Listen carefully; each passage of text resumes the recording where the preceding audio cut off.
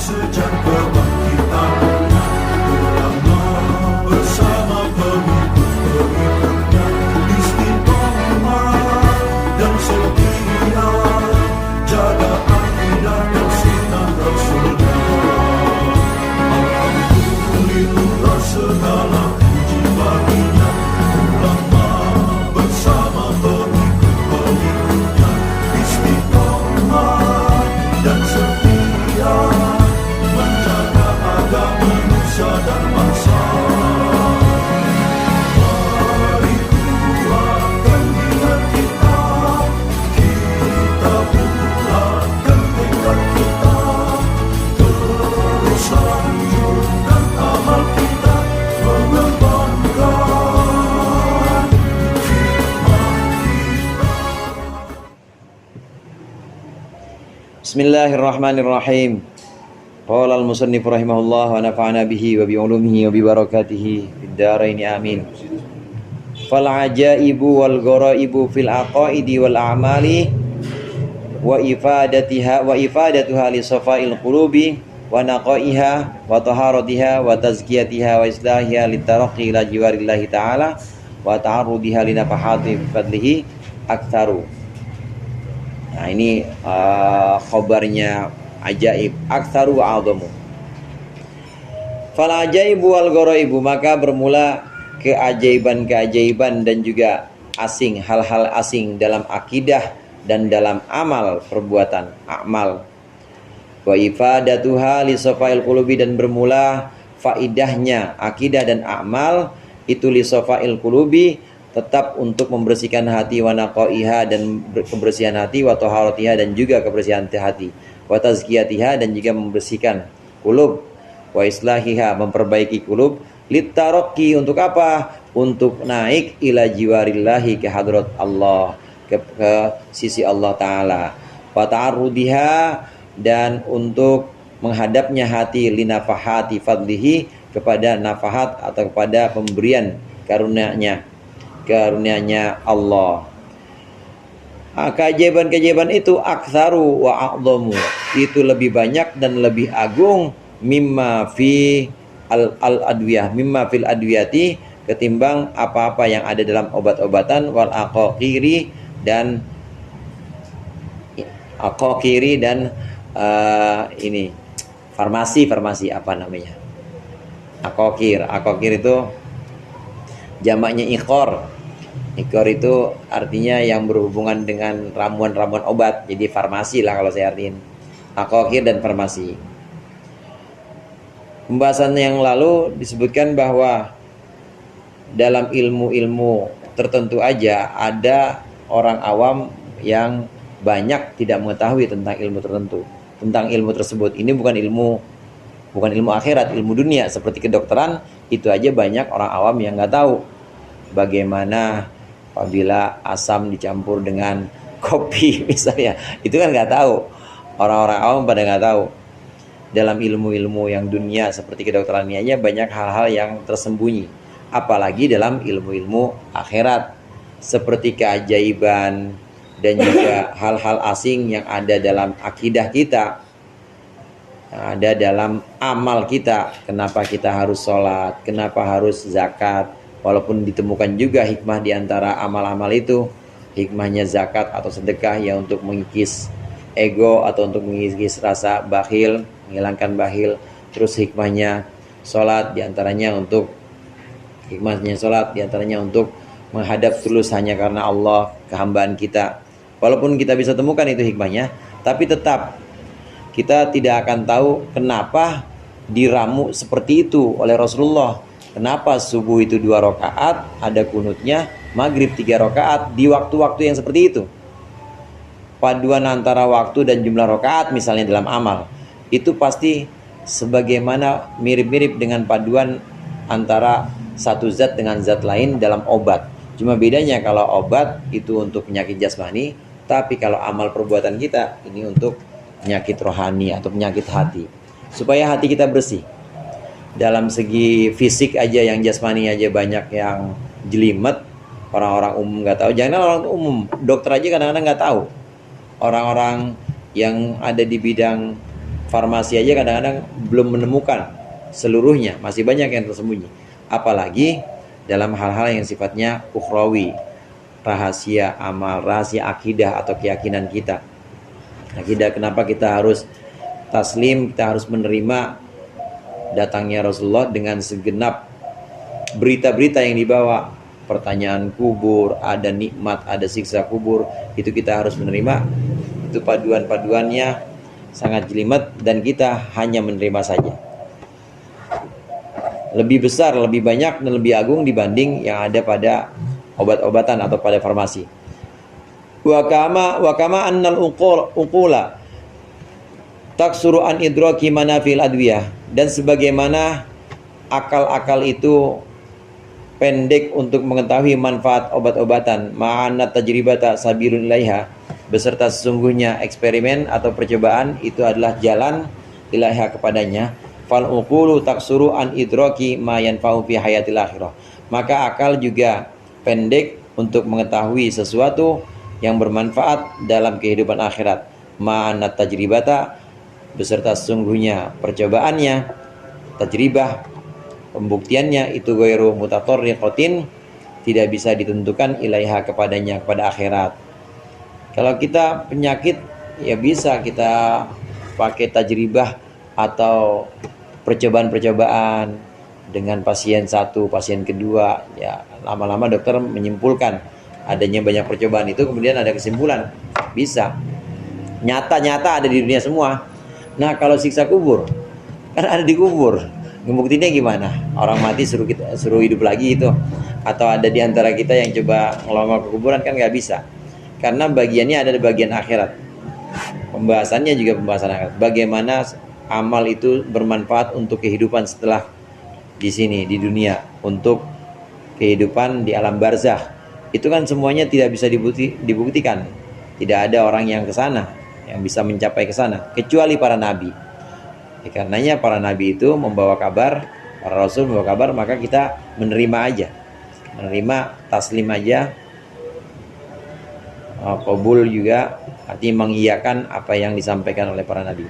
Wa innama kanat at-tajribatu tatatarraqu ilaiha, dan hanyalah tajribah atau percobaan itu menjadi jalan ilaiha kepadanya. Lau roja'a ilaina, lau ruji'a ilaina ba'dul amwat, atau roja'a juga bisa, apabila kembali ilaina kepada kami ba'dul amwati, sebagian orang-orang yang udah mati. Fa akhbarona, maka mengabarkan ba'dul amwat kepada kita, anil a'malil makbulati, dari amal-amal yang diterima, an-nafiati, yang manfaat, al-muqarribati, yang mendekatkan ilallahi ta'ala, kepada Allah, zulfa, dengan sedekat-dekatnya. Wa anil amalil mubidati anhu, dan dari amal-amal yang menjauhkan anhu, dari Allah.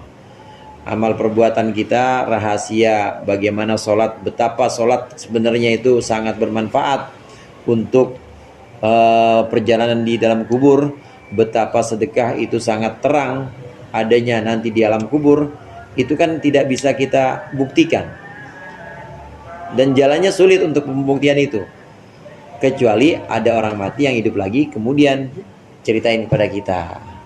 Nah, ini pembuktian-pembuktian ini sulit dijelaskan secara ilmiah.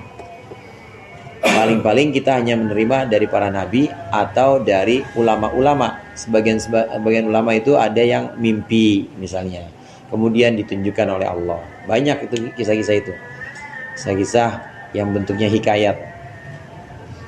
Nah, kalau Rasulullah ya bukan mimpi, ya Rasulullah benar-benar melihat langsung.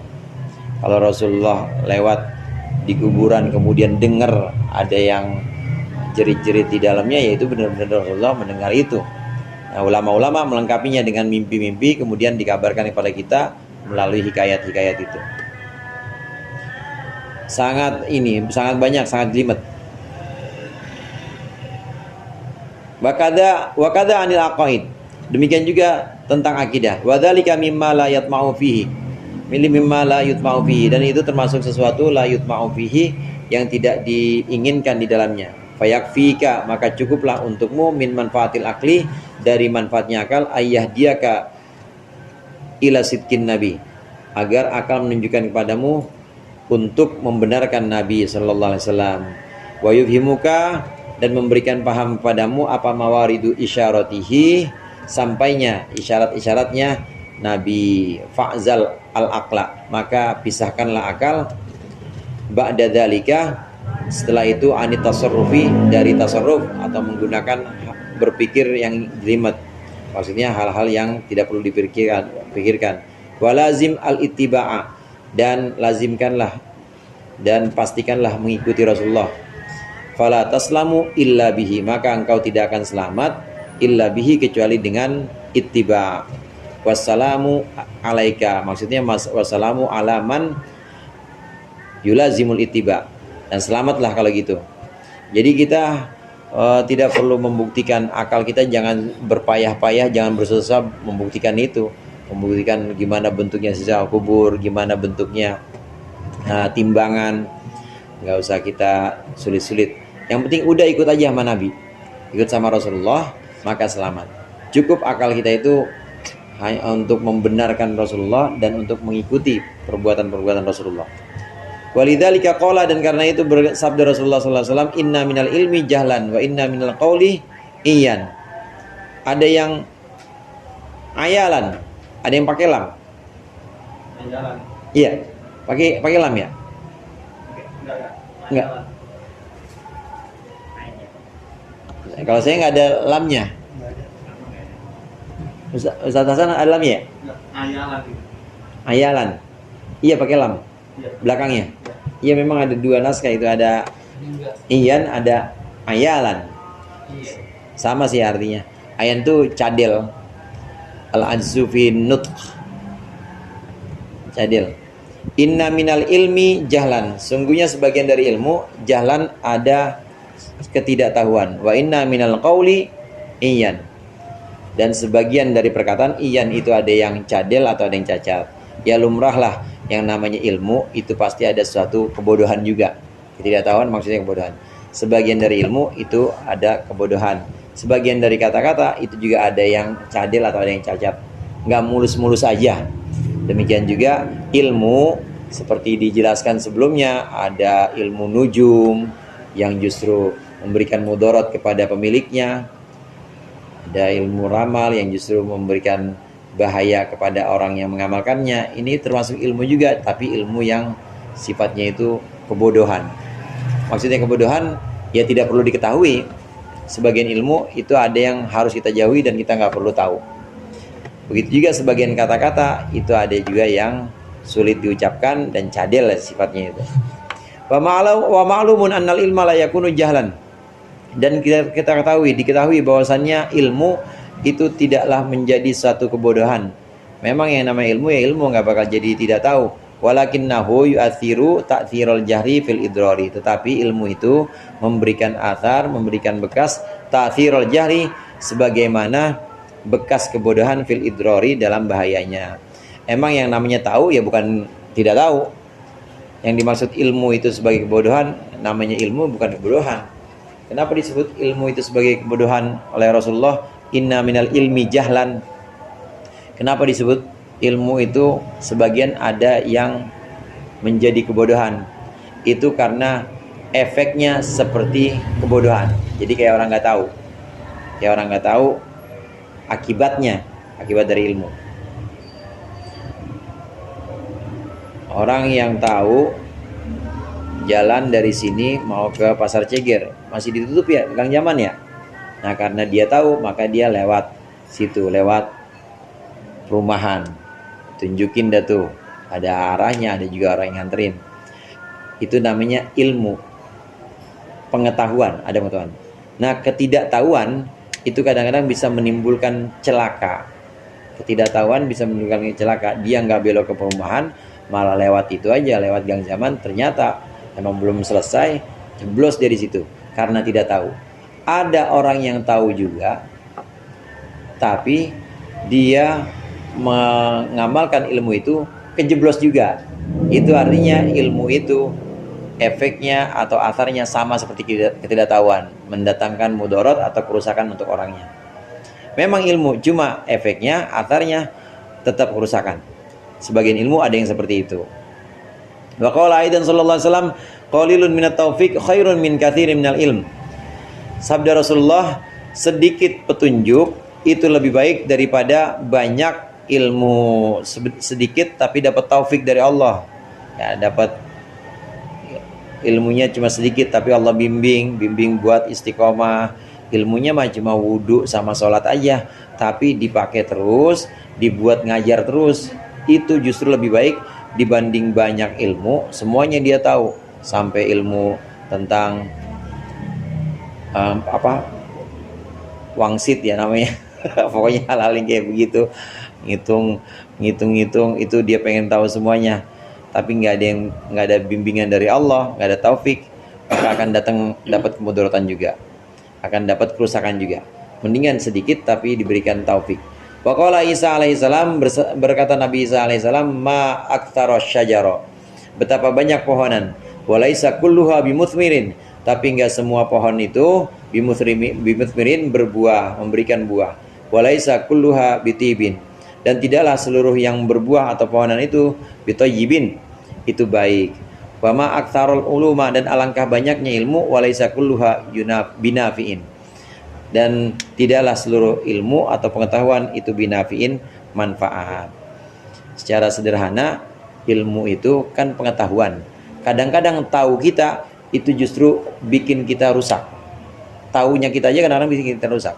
Kayak tadi, kayak contoh kemarin, tahunya si suami dan istri, kalau dokter ngakalin dia supaya jadi kurus, itu justru akan membuat suami istri ini nggak punya anak selamanya. Gue diakal-akalin sama dokter, suruh ini, diakal-akalin, ditakut-takutin mati doang, katanya cuma 40 hari lagi. Kalau tahu dia diakal-akalin sama dokter itu, maka selamanya dia nggak akan punya anak. Tapi karena dia nggak tahu, dibohongin sama dokter, kemudian khawatir, nggak makan, nggak minum, nih istrinya akhirnya makin kurus.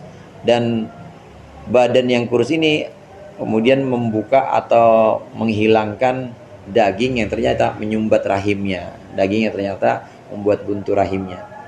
Jadi tahu itu kadang-kadang justru bisa merusak kita.